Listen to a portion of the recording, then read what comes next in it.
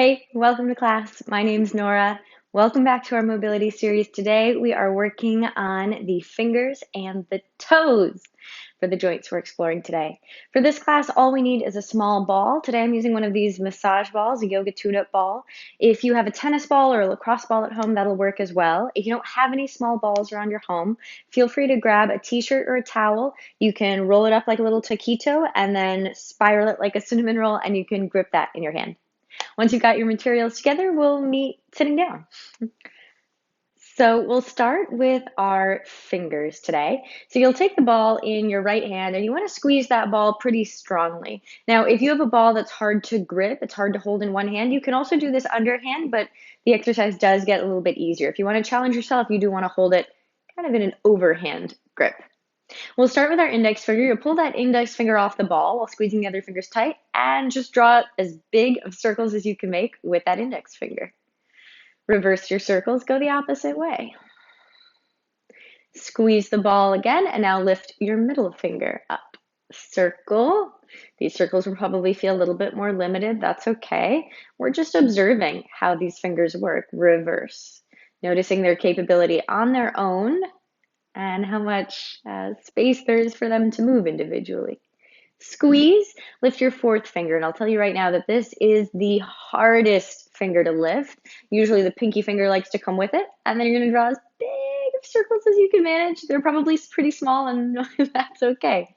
Reverse your circles, go the opposite way. Squeeze, and then we do the pinky. Lift, circle, try to keep your fourth finger squeezing the ball all the way down to the tip of that finger. Reverse your circles. If you spend a lot of time typing, if you do a lot of work with your hands, this is a great exercise just to keep those fingers in practice. Squeeze, and now we'll do the thumb. Big circles, and I'm going to come a little bit closer so you can see. We don't want you to hinge at the second knuckle. We want all of this movement from your first knuckle while keeping the rest of your fingers squeezing the ball. Reverse. And squeeze. Good. We're going to switch to the other hand. So, squeeze the ball in your left hand, all 5 fingers squeezing. We start with the index finger lift. Draw the biggest circles you can make. Notice the parts of the circle that are hard to draw and reverse. And the more frequently that you do this kind of exercise where you're trying to move your joints through the largest range of motion possible, the easier it gets. The more control you have, the more joint space you have available to you. You're going to squeeze, and then we go middle finger lifts. Circle. Reverse.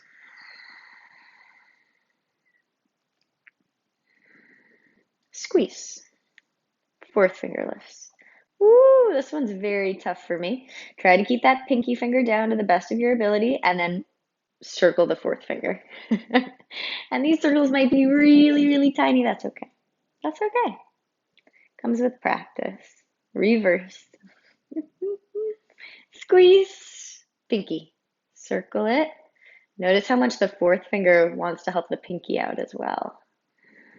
We typically think of our fingers as being very mobile, very articulated, and even in our fingers, we have some compensations. Reverse, go the opposite way. Beautiful. Squeeze, thumb. Again, you don't want to bend at the knuckle, that second knuckle. You really want to rotate from the first knuckle where the thumb is connecting to the rest of the hand. Reverse. Keep the rest of the fingers squeezing. Nice. Squeeze and release. Now that your fingers are feeling a little bit more awake from that work with the ball, we're going to just bring a little bit of heat in. So you'll extend your arms out in front of you, you'll curl your fingertips in, make fists, and then pop them open. And you want there to be friction. You want to feel your fingertips sliding past your palms like matches striking on a matchbox. We're going to pick up the pace a little bit. You're going to start to feel a little bit of warmth building, perhaps in the fingers, perhaps in the hands or the wrists or the forearms. That's good. We're just getting these muscles to fire a little bit faster. If you're feeling really good, take the arms up overhead. Keep flicking. Breathe.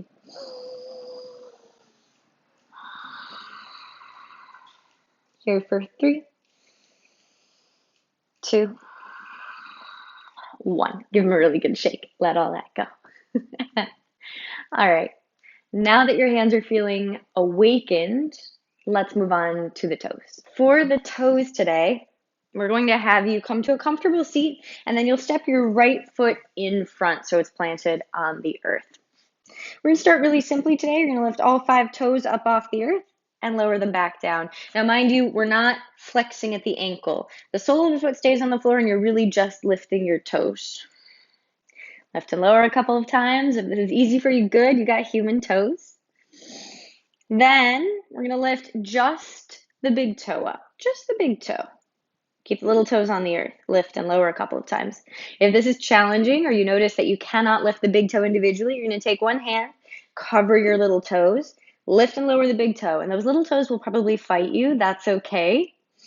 They're kind of like the little siblings to the big toe. They just want to go wherever the big sibling goes.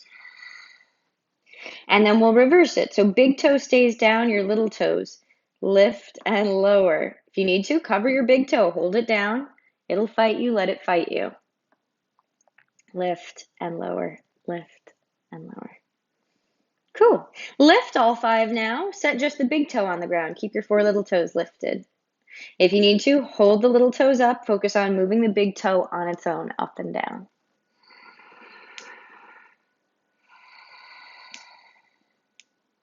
And then reverse it. Big toe stays up, little toes lifted lower. And this is usually the most challenging one. If you need to, you can hold that big toe up in the air, lift and lower the little toes. And then let's do a challenge. You're going to lift all 5. Set the pinky toe down, the ring toe, the middle toe, the index toe, and the big toe. Lift again. Pinky, ring, middle, index, big. One more time. Lift, pinky, ring, middle, index, big. Okay, here's why the toes are really, really important. Your lower body, meaning your ankles, your knees, and your hips, are set up, they're designed with the idea that your toes are able to spread out and stabilize. However, most of the shoes that we buy, the toe box is very narrow. So you put your feet in those shoes and the toes are not able to spread out. Over time, they lose the ability to spread out and move individually. That means with every single step that you take every day, whether you're running or you're walking, your ankles, your knees, and your hips are working harder to do the work that the toes should be doing to stabilize the lower body. So it's very important that your toes are able to move. Start to think about, all right, how many pairs of shoes do I have where my toes are able to spread out? How often do I wear them? Do I wear high heels a lot? As a kid, did you grow up wearing cleats or ice skates? Those will make it harder for you to move your toes.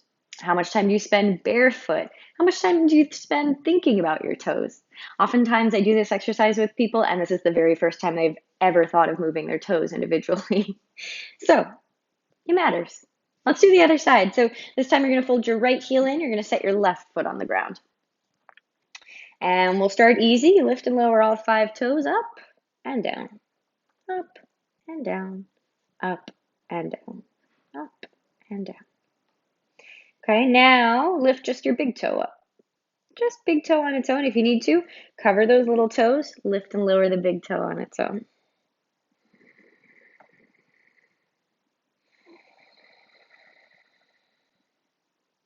Now we reverse it. Big toe stays down, lift and lower the little toes on their own.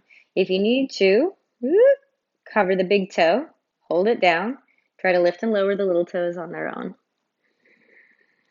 About a year ago, I went to go see a physical therapist for hip issues I was having, and she looked at my toes and she said, "Oh, they don't move."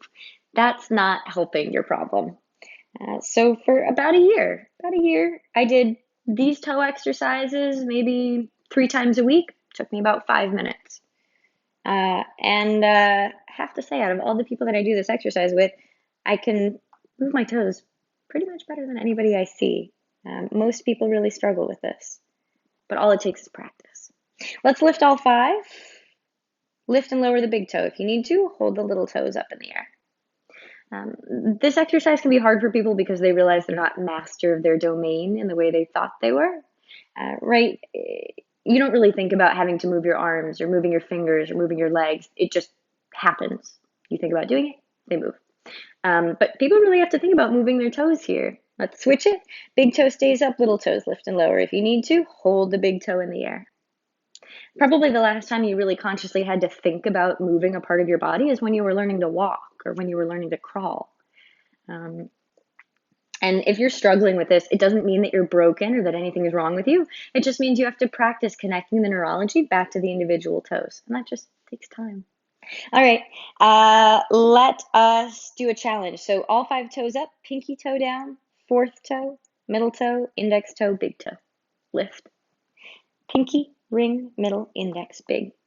And for last challenge today, try not looking at the toes as you do this. You might even try closing the eyes. Can you go pinky, ring, middle, index, big? Toes matter. They are very important because they're one of the primary ways that we connect to the earth all day, every day. So I highly recommend that you do these exercises for your fingers and your toes every now and then just to practice and notice what your patterns are regarding these very small joints and the digits that extend out from them. Thank you so much for joining me today. I hope you have an excellent day and that your toes and your fingers feel a little bit more awake for whatever you are doing. Until we meet on the mat again soon, namaste.